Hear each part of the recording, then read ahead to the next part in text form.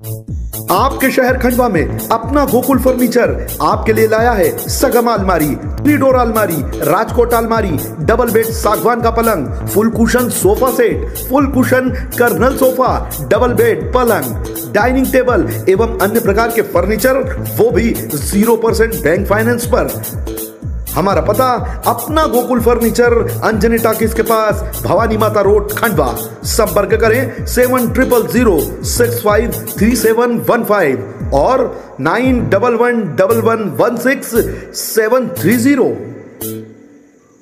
Surgical strike के माध्यम से, एयर स्ट्राइक के माध्यम से जब पाकिस्तान के आतंकवादियों के सारे ठिकाने ध्वस्त कर दिए, तब राहुल गांधी ने कहा कि उसका वीडियो दिखाओ। क्या सबूत है? तो भी देश के सैनिकों का अपमान किया उन्होंने। वो वीर सैनिक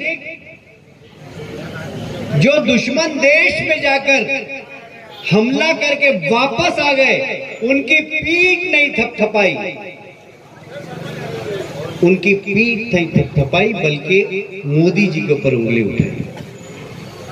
जो किसानों के साथ धोखा करे, जो जवानों का अपमान करे, इसे राजनीतिक दल को वोट देना चाहिए क्या? मैं आपसे पूछना चाहता हूं। और इसलिए जैसे कमल भाई ने कहा कि 2 तारीख को आप अपने पोलिंग बूथ पर जाइए। आप पोलिंग बूथ के सैनिक हैं, पोलिंग बूथ के सैनिक। जैसे देश की सीमा पर खड़ा हुआ सैनिक देश के दुश्मनों से देश को बचा रहा है, उसी प्रकार देश के अंदर देश के ही आंतरिक दुश्मन हैं, जो पोलिंग बूथ पर आपको उनसे रक्षा करना पड़ेगी, क्योंकि ये भी देश के आंतरिक दुश्मन हैं। मैं ये बात इसलिए कह रहा हूं, ये संस्कारों वाली बात है। हम तो 40 साल से राजनीति कर रहे हैं। मैं अर्जुन सिंह के जमाने में, अर्जुन सिंह जी जब थे तो उस समय में विधायक बना, मोतीलाल जी वोरा थे, वहां कृष्णपाल सिंह जी थे, राजेंद्र शुक्ला जी थे, ऐसी बड़े लोगों की विधानसभा थी। तब संस्कार था, तब परंपरा थी, तब मर्यादा थी। अभी आपने देखा ये कांग्रेस की मर्यादा, यहाँ आमसभा चल रही है, वो ढोलक बजाते हुए जैसे निकल रहे, ऐसा कभी होता है क्या? ये संस्कार है खाली। मैं संस्कार बता रहा हूं कि ये संस्कार है।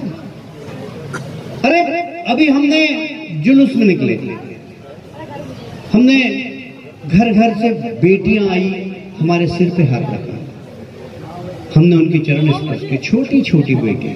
हम बेटियों को पूछते हैं, गायत्री है, दुर्गा है, नर्मदा है, लक्ष्मी है, सावित्री है, सब बेटियों हम इस रूप से उनकी पूजा करते हैं, हम सम्मान करते हैं नारी की। क्या इस प्रदेश का पूर्व मुख्यमंत्री अपने मंत्रिमंडल की सदस्य को आइटम बोले, आइटम, तो क्या इसको बर्दाश्त करना चाहिए? मैं आपसे पूछूं। ये संस्कार है कांग्रेस, और इसीलिए कांग्रेस और भारतीय जनता पार्टी में अंतर यही है कि हम संस्कारी पार्टी है, हम देश के लिए राजनीति करते हैं, हम कुर्सी के लिए राजनीति नहीं करते, इसलिए कभी किसान को धोखा नहीं देते, इसीलिए कभी सैनिक का अपमान नहीं करते। ये भारतीय जनता पार्टी और कांग्रेस में अंतर है मित्रों। हमने जो कहा वो करके दिखाया, जो कहा जब करके दिखाया। हम कहते थे रामलला हम आएंगे, मंदिर वही बनाएंगे, रामलला हम आएंगे, मंदिर वही बनाएंगे। दिग्विजय सिंह जी कहते थे तारीख नहीं बताओगे? अब तो भैया तारीख भी बता दी। हमारे 56 इंच के सीने वाले प्रधानमंत्री ने जाके भूमि पूजन भी कर दिया 5 अगस्त को। 3 साल बाद वहां पर प्राण प्रतिष्ठा भी हो जाएगी, और प्राण प्रतिष्ठा हो जाएगी तो दिग्विजय सिंह जी और कमलनाथ जी, मैं मूंदी से आपको पीले चावल भिजवा रहा हूं, आप जाना सपरिवार राम जी के दर्शन करना और अपने सारे पाप धो लेना वहां पर जाकर। क्योंकि आपने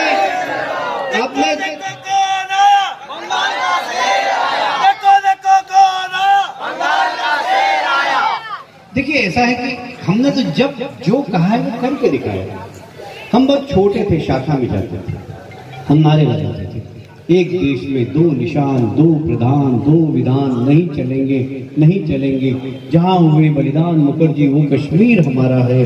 पर हमें मतलब नहीं मालूम था कि कश्मीर क्या है, डॉक्टर श्यामा प्रसाद मुखर्जी क्या। जब बड़े हुए, अरे धारा 370 लग गई।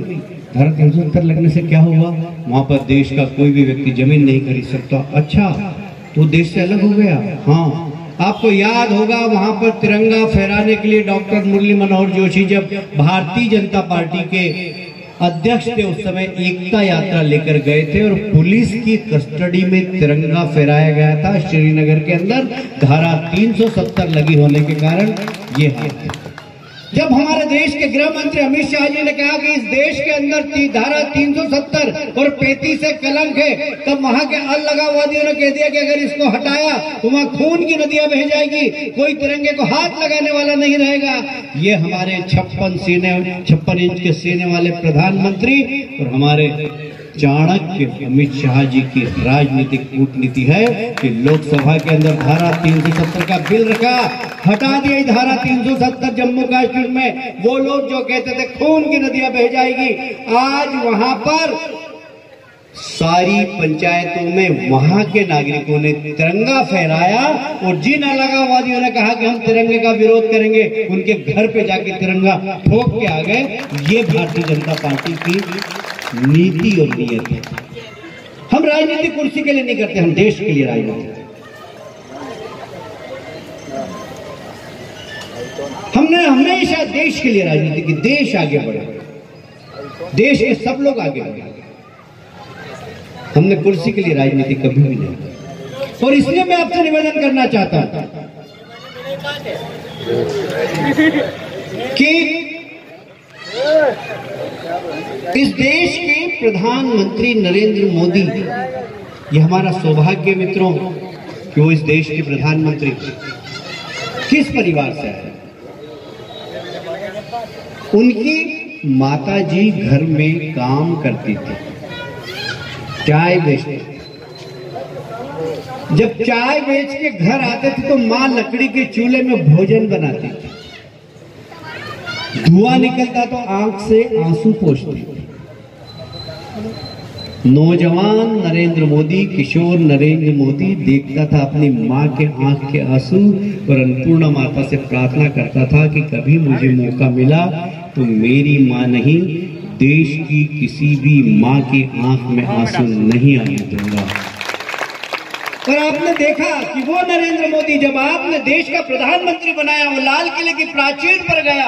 लाल किले की प्राचीर पर जब झंडा वंदन करता है, उसके बाद भाषण देता है, तो उसकी नजर पड़ती है गांव की उस बेटी की तरफ, गांव की उस माँ की तरफ, गांव की उस बहन की तरफ जो लकड़ी का चूल्हा जलाकर भोजन बना रही है। वहीं से वो घोषणा करता है कि उज्ज्वला योजना के माध्यम से सब बेटियों को निःशुल्क गैस का चूल्हा दूंगा। 10 करोड़ माताओं और बहनों को गैस का चूल्हा देने का काम किया हमारे देश के प्रधानमंत्री। आवास योजना के 800 मकान यहाँ पर बने हैं। ये देश के प्रधानमंत्री का सपना है कि देश के स्वतंत्रता के 75 वर्ष जिस दिन पूरे हो जाएंगे, उस दिन तक एक भी गरीब आदमी ऐसा नहीं बचना चाहिए जिसके सर पर पक्की छत नहीं हो। प्रधानमंत्री आवास योजना के लिए गरीबों के लिए अभी तक 3 करोड़ मकान बना के तैयार हो गए। आने वाले समय में 3 करोड़ और मकान बन जाएंगे। एक भी गरीब ऐसा नहीं बचेगा जिसके सर पर पक्की छत नहीं हो। हम देश के लिए काम करते हैं, हम देश के गरीबों के लिए काम करते हैं। पर इस देश के अंदर क्या हो रहा है? आपने नाम सुना है जवाहरलाल नेहरू विश्वविद्यालय दिल्ली के अंदर? नाम सुना है आप लोगों ने? वहां पर नारे लगे, भारत तेरे टुकड़े होंगे इंशाअल्लाह इंशाअल्लाह। सुना है आपने? सुना है? भारत विरोधी नारे लगे। अफजल गुरु हम शर्मिंदा हैं, तेरे कातिल जिंदा हैं, भारत तेरे टुकड़े होंगे।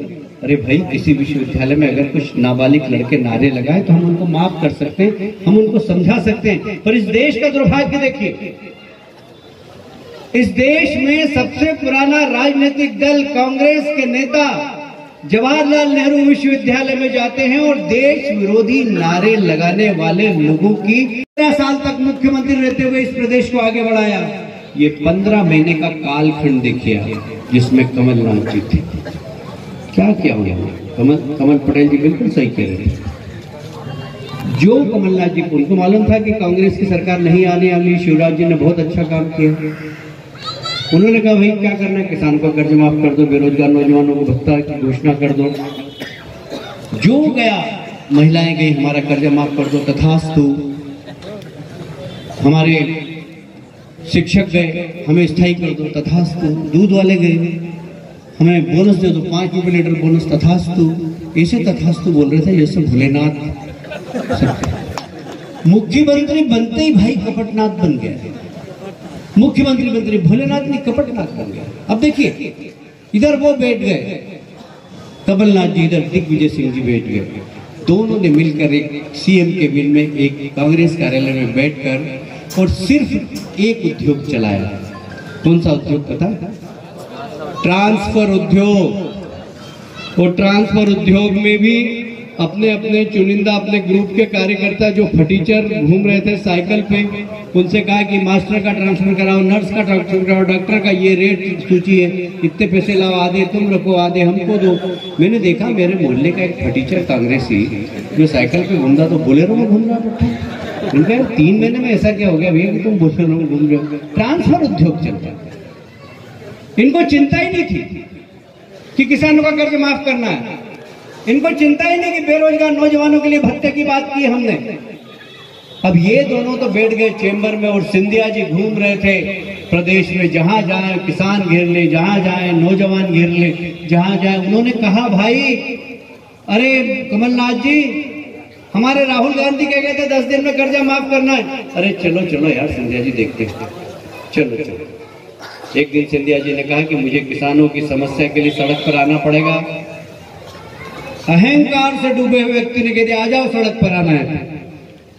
अब वो तो खानदानी आदमी, राजघराने में पैदा हुआ भाई है।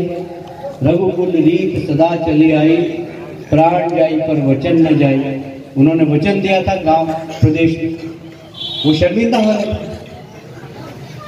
उन्होंने सड़क पर नहीं आए, उन्होंने बड़ी चतुराई दिखाई। इस देश के अंदर नरेंद्र मोदी नाम की एक विकास की एक्सप्रेस ट्रेन चल रही थी, उसको रुकवाया, अपने 22 विधायकों के साथ बैठ गए। वो तो विकास के रास्ते चल दिए और कमलनाथ जी ओंधे मुंह गिर गए। अब बोल रहे हैं कि यही था कि तुमने प्रदेश की जनता के साथ गद्दारी की, किसानों के साथ गद्दारी की, नौजवानों के साथ गद्दारी की, महिलाओं के साथ गद्दारी की। तुमने गद्दारी की और तुम गद्दार सिंधिया जी को बोलते हो। तुम बोलते हो सिंधिया जी बिक गए। कमलनाथ जी, एक भारतीय जनता पार्टी के जवाबदार कार्यकर्ता की विशेष से मैं बोल रहा हूं। आपकी संपत्ति 200-300 करोड़ की आपने शो किए। दिग्विजय सिंह जी ने भी 25-50-100 करोड़ की संपत्ति, ज्यादा से ज्यादा दोनों के मिला के पूरे खानदान की 1000 करोड़ की संपत्ति होगी। सिंधिया जी जिस कोठी में रहते हैं, जिस महल में रहते हैं, उसकी कीमत खाली 2000 करोड़ रुपया है। वो बिक रहे, वो बिक जाएंगे। जरा अपना गिरबान को देखो यार, आप किसके बारे में क्या बोल रहे हैं। और इसलिए मित्रों, ये चुनाव नारायण पटेल का तो है ही, पर प्रदेश का नेतृत्व कौन करे, कमलनाथ या शिवराज, ये आपको तय करना। क्या धोखेबाज इस प्रदेश का फिर से नेतृत्व करे? क्या ईमानदार नेतृत्व होना चाहिए। जो राजनीतिक दल जवाबदार हो, जो कहे वो करे, जो किसान का सम्मान करे, जो नौजवान का सम्मान करे, जो सैनिकों का सम्मान करे, वह राजनीतिक दल भारतीय जनता पार्टी है। कुर्सी के खातिर किसानों को अपमानित करना, धोखा देना, नौजवानों को उनकी शौर्यता के लिए बधाई नहीं देना, यदि वो देश के लिए अपने प्राणों की आहुति देते तो उन्हें श्रद्धांजलि नहीं देना, सिर्फ राजनीतिक व्यंग्य करना, यदि ऐसी कांग्रेस को एक भी वोट गया तो निश्चित रूप से वे जो शहीद है उनकी आत्मा दुखी होगी। और इसलिए भारतीय जनता पार्टी को दिया गया वोट विकास का वोट होगा, प्रदेश के विकास का वोट होगा, देश के विकास का वोट होगा। उन सब तमाम शहीदों के प्रति अपनी श्रद्धांजलि होगी, उन सैनिकों का मनोबल बढ़ाने का काम करेंगे जो देश की सीमा पर हमारे लिए, हमारी रक्षा के लिए खड़े हुए हैं। नारायण को 3 तारीख को आप आशीर्वाद दीजिए, शिवराज जी को आशीर्वाद मिल जाएगा। बहुत बहुत धन्यवाद। भारत माता की।